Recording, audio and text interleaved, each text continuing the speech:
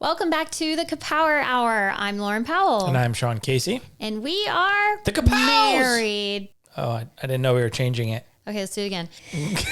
On count of three, say what you're thinking. Oh. We are drinking brandy. I ran out of things. After one try. And we are, come on. Oh, we're still going. Oh.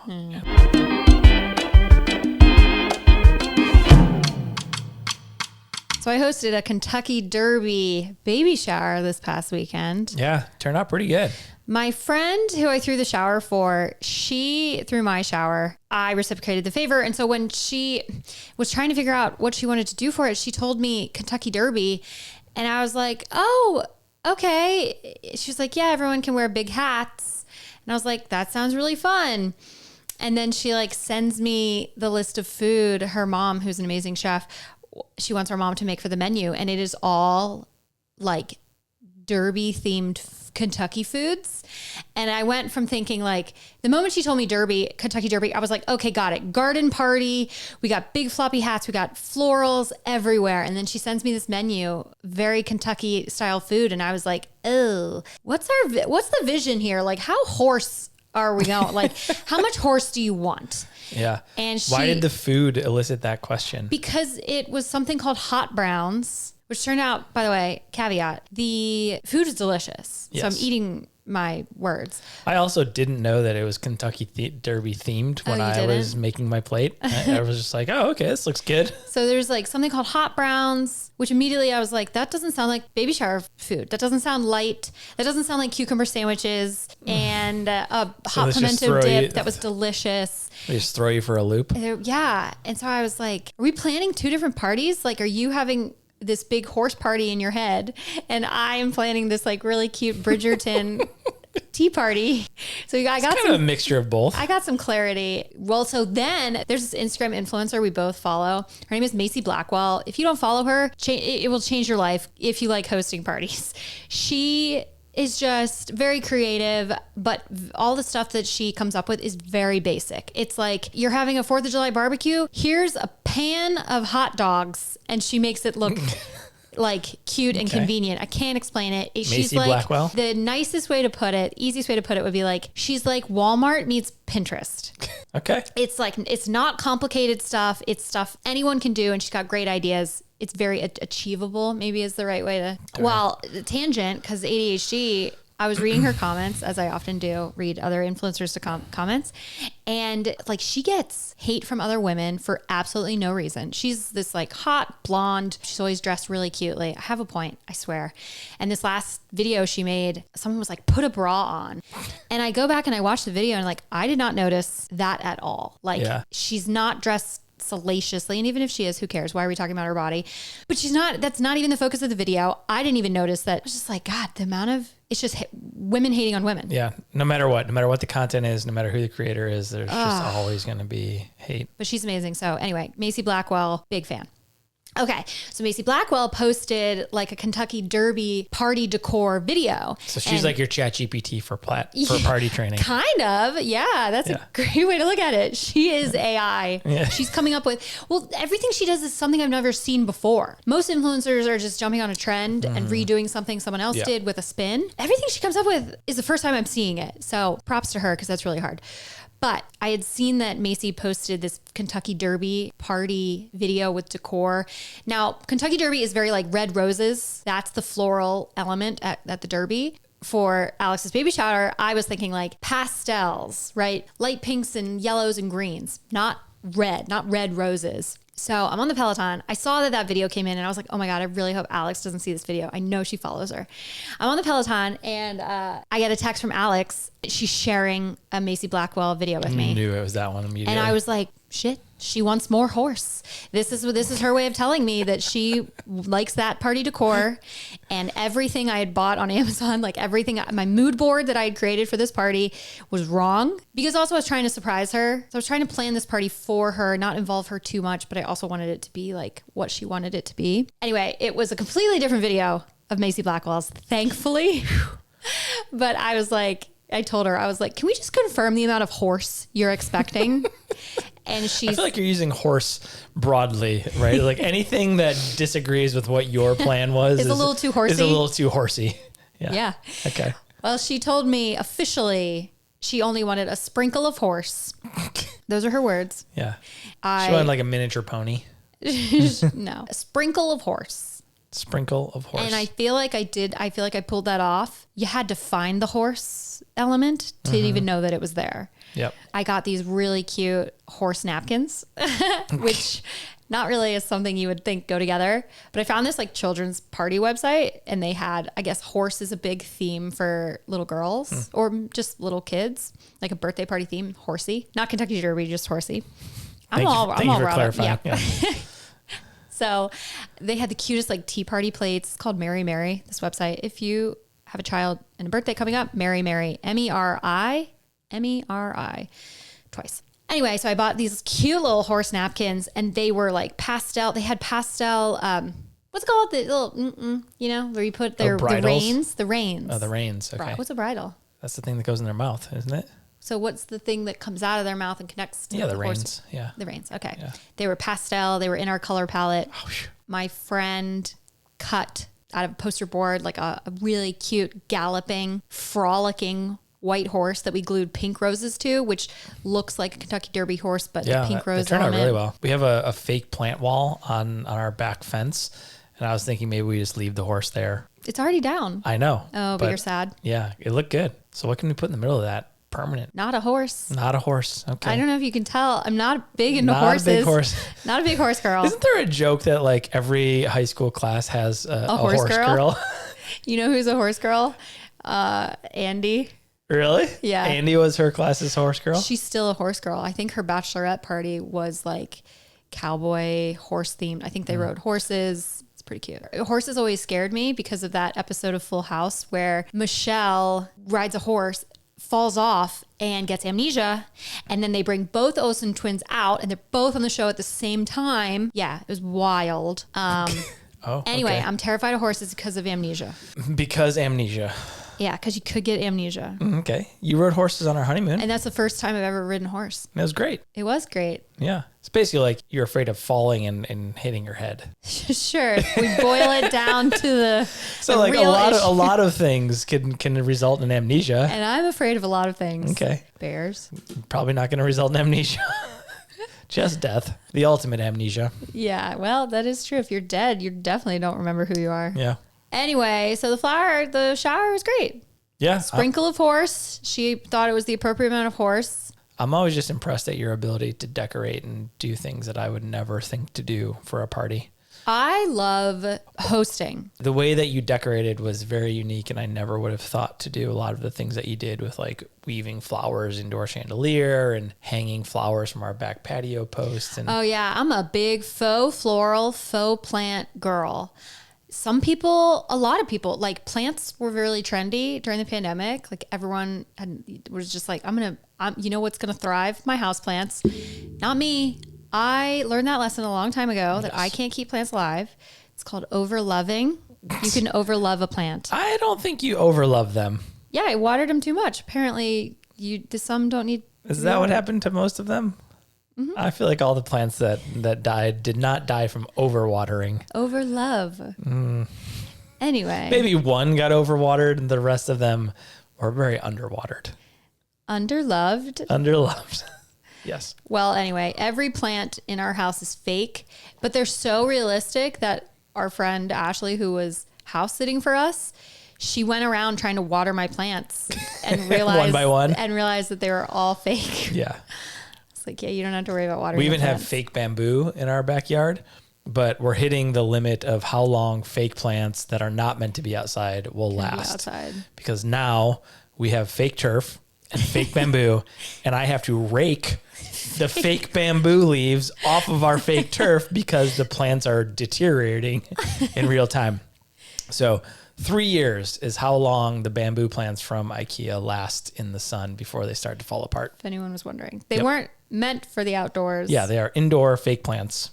Do they make outdoor fake plants that would last longer? They're way more expensive. Like UV grade. Yeah. Yeah. So my thinking I didn't want to commit to like tearing up the turf and planting real bamboo plants.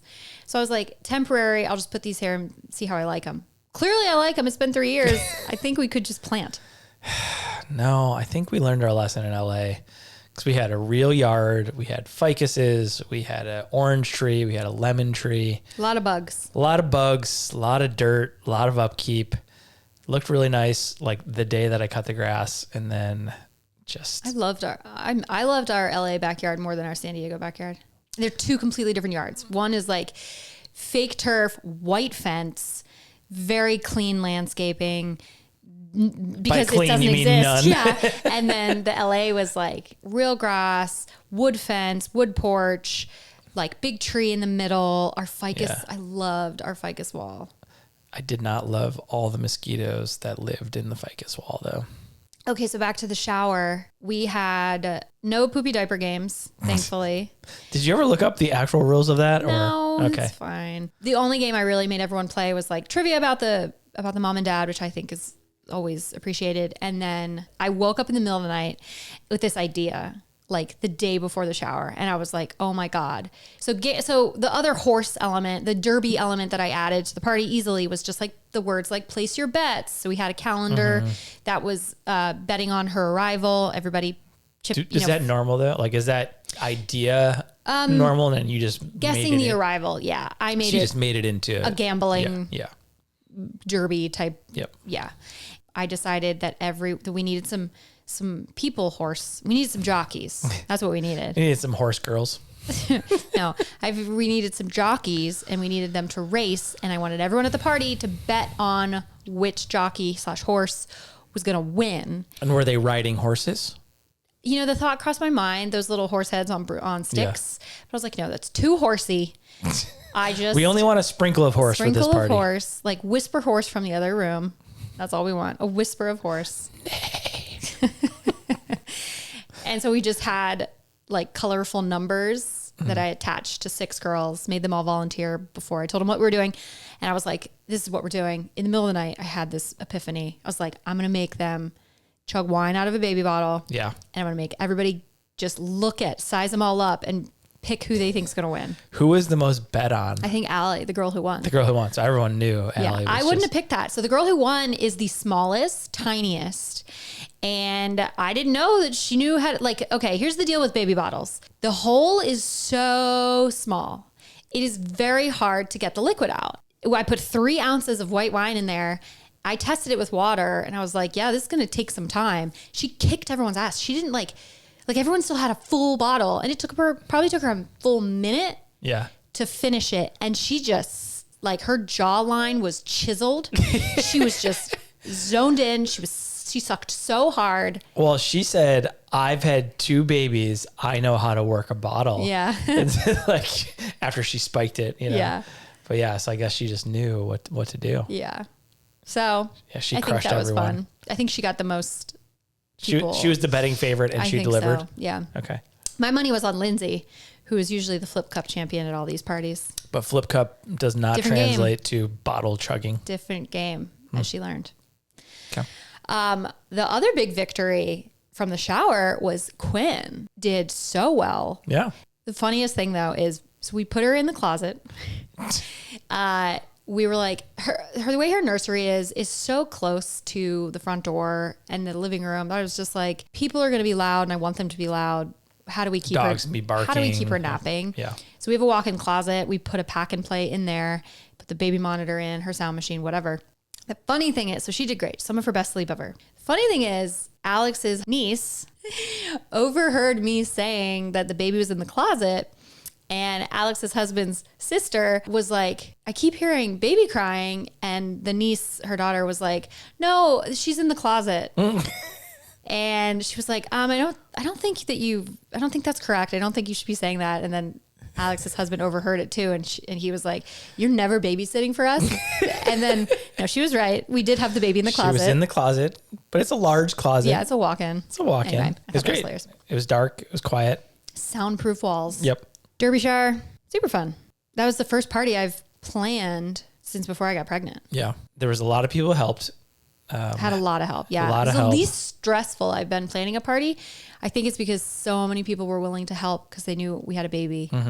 Yeah. And they also were friends with Alex. I had a lot of fun. I also had fun bringing Quinn around. She loves people. So she was sitting in our podcast chairs holding court. I look out and she's just sitting in the chair with like 12 women around her, like smiling. Her only trick is sitting. Yeah. She's like, thank you, humans. Thank you. We've gathered you all here today. Yeah. Performance review. We also went to Wilson Creek Winery last week. Yeah. I got invited, probably by their PR, whoever's doing their PR, reached out to me and was like, would you ever want to come do a private tour? And I asked, Wilson Creek Winery is in Temecula. It's like 45 minutes from us in San Diego.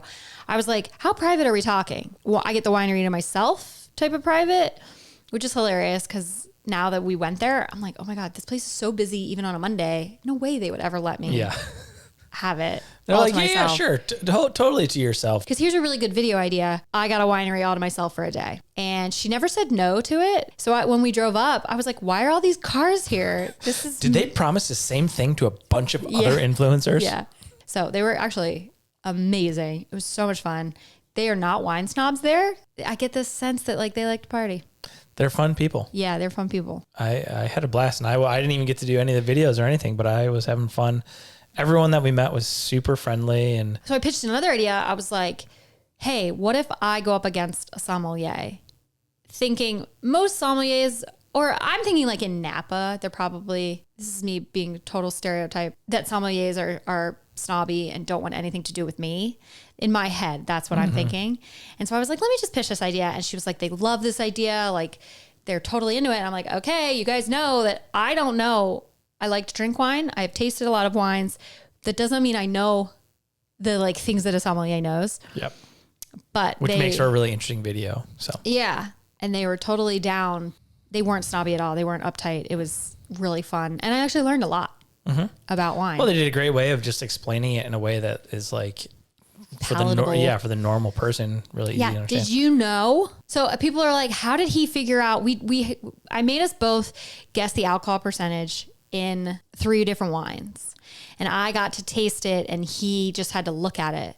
And people in the video I put up were like, how did he know just by looking? It's insane how he got these right. 2 of the wines were 0.1% different ABV and he got them correct. He said that like the slower the legs drip, the more sugar it has in it. The faster the legs drip, the more alcohol there is. So sweeter wines drip slow, drier, boozier wines drip fast. Oh, I thought it was the opposite. More sugar means slow.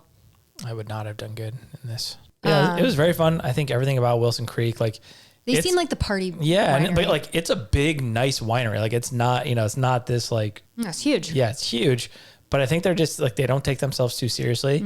We got to meet the owner and got to meet the owner's dog. And he brought up a really good point, which they like to mix their wines and try and see what they can come up with. And he's like, every other winery does that just before it's bottled. And then it becomes a wine. But like before that, they're just mixing wine. And so he's like, why not mix bottles of wine together and try and come up with new flavors? And I just, that was pretty refreshing to hear that like they encourage their sommeliers and bartenders to like come up with new drinks. Wine cocktails. Concoctions. Yeah. So yeah, it was really refreshing. I also learned, this blew my mind, that Cabernet Sauvignon, which is a red wine, is the daughter of Sauvignon Blanc and Cab Franc. Yeah. That blew my mind. You make Cab Sauv by mixing Sauv Blanc and Cab Franc grapes. Yeah. Or wines. I never even thought about that. I never had. Yeah. I was never like, I wonder who the daddy is. They also have a really unique wine. It's a white Cab Sauv. Yeah. It was delicious. Yep. You know what else really blew my mind was, so they were explaining like fruit notes are really hard. They get lost in translation if you go like wine. You have a hard time describing wine in like Asia when you're trying to describe fruit that they don't have there. And so the fruit notes, it does not mean, I don't know what I thought. I don't know what I thought. I thought that meant that they were flavored with strawberries, blackberries, whatever. Yeah.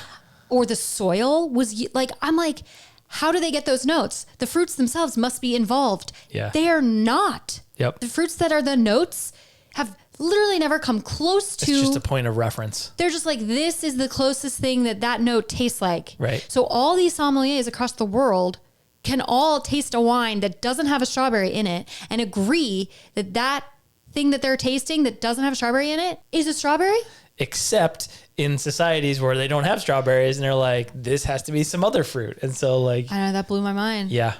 I really thought the fruits were actually involved in the soil or something. Well, when they're like, oh, hints of tobacco, like, are they making wine with tobacco? Well, they're not putting tobacco in the soil. Right. So like, they're also not putting tobacco in the wine. I guess that's my point. Oh. It's like, I didn't think that far. Yeah. But I was very much the same. I was just like, oh, it has this because it was made with that. I don't know. I don't know that I kind of wish I could go back and unlearn that. And just think that they were made with those fruits, because the other way is they just mashed everything together and taste made is wine. Subjective. Yeah. So what else happened? We had a big week for Quinn. She started sleep training, and I came to the realization out of that a lot of things on the internet are a scam. Okay, so let's back up. Okay. So I also love that like you have a whole outline that you're working from, and I'm just reacting to it because I have not seen the outline. Do you want to be involved? No, I'm just drinking brandy, reacting to what you're throwing out at me. Drinking brandy here in Loryn. Yep, exactly. So sleep training is kind of controversial. Some people love it. Some people hate it. I knew that I wanted to do like a very gentle version of sleep training with minimal cry it out. And so I found this guide, this woman that I'd followed on Instagram. So she had a sleep training guide that had like a gentle thing that was like, you can do cry it out if you really want to, or you can do modified cry it out, or you can do no cry. Like here's all the different ways to do whichever approach you think is right. So I bought the guide, and looking back, I'm like, this was so expensive. The guide was like $200. You can get a book on sleep training for $15. Yeah. I mean, all she did, and like, this was helpful though. Like she summarized the sort of 3 different approaches and said, here's the difference between the 3. Here's sort of a blend if you want to. So like she gave you the cliff notes of those things. It is cliff notes. It's exactly what it is. Yeah. My issue is, as we're doing it, variables arise. And we're going back to the guide, and we're like, well, what do we do if when this happens? She doesn't say. She's vague. Oh, she's kind of like, she's vague about some things, then she contradicts herself about others. And I'm such a I just want to know exactly what I'm supposed to do. Set a timer, go in, get her. Okay, then what? Now set a timer. Wait, do we reset the, she was so vague in some of it that I'm like, oh, you know what? She wants you to struggle. She doesn't want you to successfully sleep train after reading her guide. She wants you to want to pay for a consultation after you start sleep training and are like, well, crap, I need a little help. Questions, yeah. I have questions. So she's intentionally vague, possibly intentionally contradictory to herself. It really turned me off all of a sudden. I was like, I'm going to succeed, and I will not be paying for your consultation. Now I'm just questioning everything. Everything is driven, nobody actually wants you to buy their product and succeed. They want you to have to spend more money after buying their product. But we did succeed. We did succeed. So take that, lady whose name I won't say. I was talking to my buddy today his baby is 4 months old, and they're talking about sleep training. And he asked, how did you do it? Where did you learn about this? And I was like, we read some books. We finally downloaded this guide, which we thought was a better version of, because there's a ton of books about sleep training. And I hated them all. All the books I had read were put them down, let them cry for an hour, and go about your day. It was so aggressive, and there was no intermediate. And it was just do we have no empathy for these babies? I can't just set my baby down.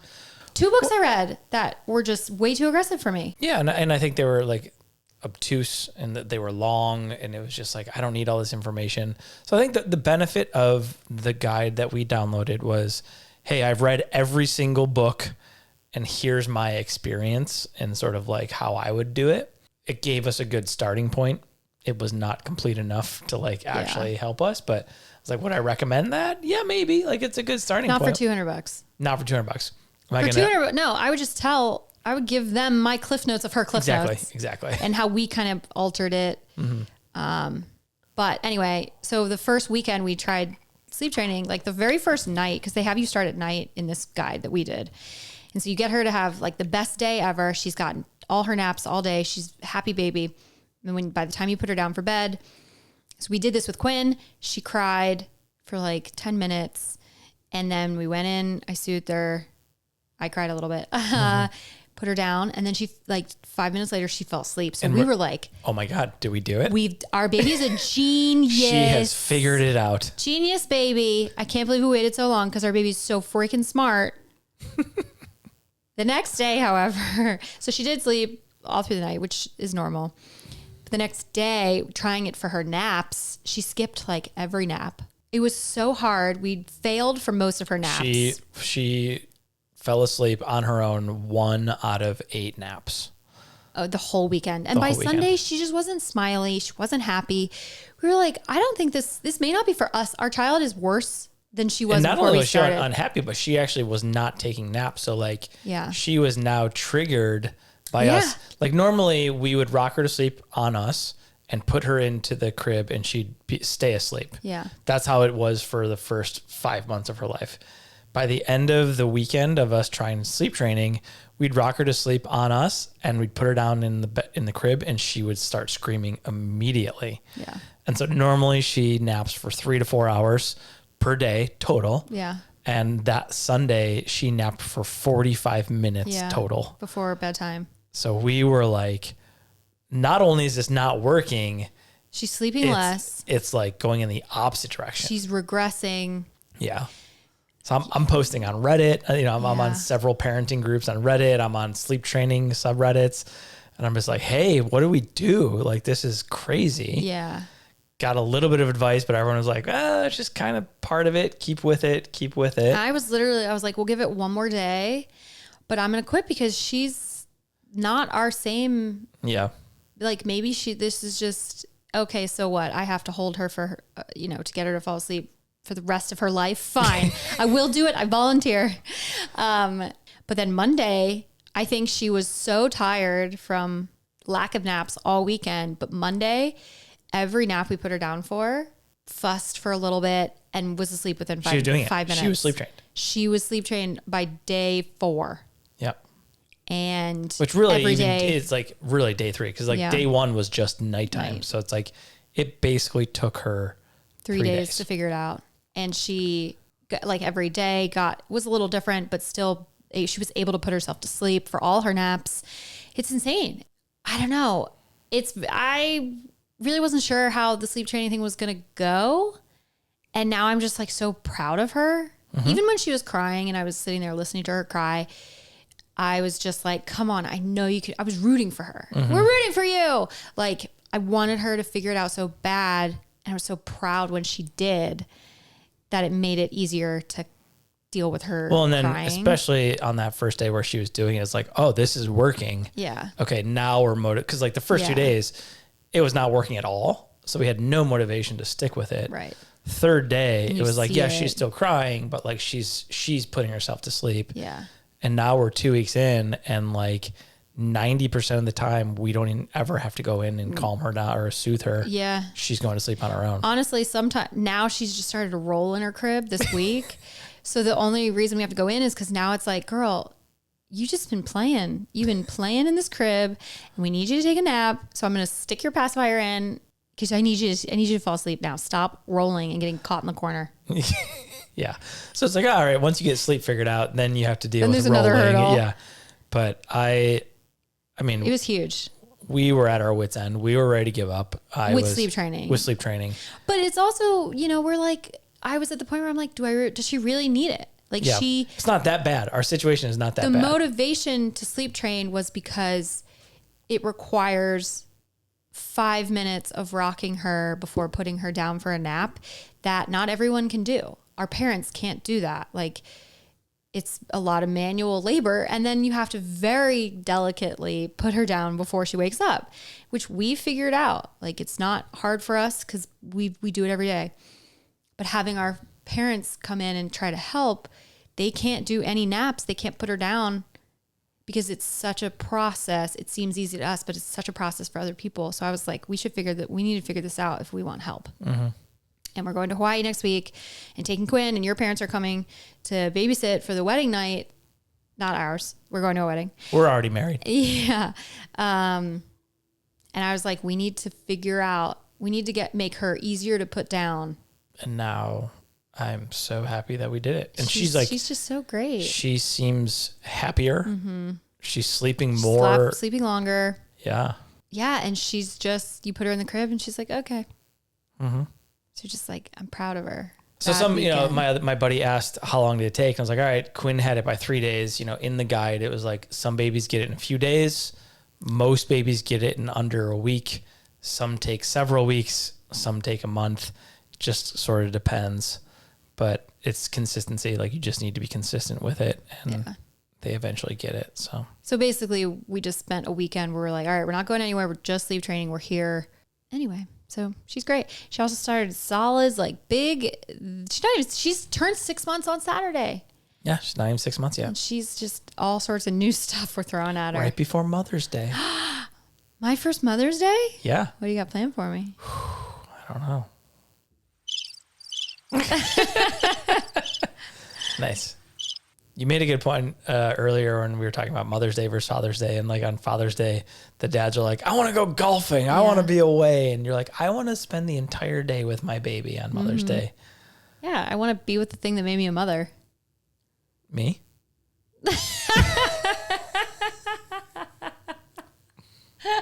I'm not wrong. Oh, wow. Yeah. That's pretty good. Yeah, thanks. I love when I like say something clever and you're just like, wow, that's pretty good. I wouldn't ever expect you to make that comment. That comment I definitely expect you to make. Yeah. Nailed it. Anyway. So you want to spend the entire day with Quinn, so why don't I go golfing for Mother's Day so then you have the whole day with her? Wow. I'm kidding. All right. What is your CaPositive of the week? So my CaPositive of the week is a TV show that we finished. The first season of is Fallout on Amazon Prime. It's based on a video game that neither of us have played. And it's end of the world sort of nuclear war. Frozen in 1950s or something. Like, yeah. It was so good. Yeah, we loved it. It's really interesting because it's like, it's based on a video game. And if you didn't know that, you could watch it and it'd be fine. But knowing that it's a video game, the way that they shot it is like, oh, this is another level, or this is a task that you need to complete. Or it's really interesting. Once you pointed that out, I couldn't stop noticing that. Yeah. And it's like, it didn't bother me. No, I think it's just a really unique way. That's how they turned a video game into a show. Yeah. And I don't think that other people who have made shows out of video games have followed that format. Yeah. Where this was very like maybe The Last of Us, now that we know, we should go back and watch that one might be because there's so many different worlds and buildings and towns that he goes through that kind of it's kind of the same idea, because it is just, how do you turn a video game into a TV show when you have all these tasks you have to complete? Anyway, we crushed it. I thought it was good. It was a little weird, but it's good. If you like The Last of Us, you'll probably like it. There's some comedy elements. It's a little more funny. It's a little more like kind of gory though, but like outrageous. Yeah, that's a good word for it. Yeah. My CaPositive is not sponsored, but Nutrafol is this hair supplement that like everyone's been talking about, and they make one for postpartum that's supposed to help with hair shedding and hair regrowth because all your hair falls out when you have a baby, allegedly. And I started shedding like crazy 2 months ago. And I started taking Nutrafol to see what all the hype is about. And I swear, like, I don't have much regrowth yet, but my shedding has slowed and my hair has gotten really greasy, which makes me think, is that a good thing? I don't know. I'm just like, oh, there must be all sorts of like nutrients, things happening in my scalp. That's what it makes me think is like, there's activity up there and now my hair is greasy. I don't care. That just feels like that's new. Anyway, so far I'm loving Nutrafol. If you had heard of it and you were on the fence about it, I highly recommend if you're having like crazy shedding and stuff. And I think there's a Nutrafol that you can take for hair growth, even if you're not postpartum. All right. Well, thank you so much for listening. Sorry, this episode's probably going to be a little short. It's CaPower half hour. Yeah. We will see you next time because we are Cap out. Cap out.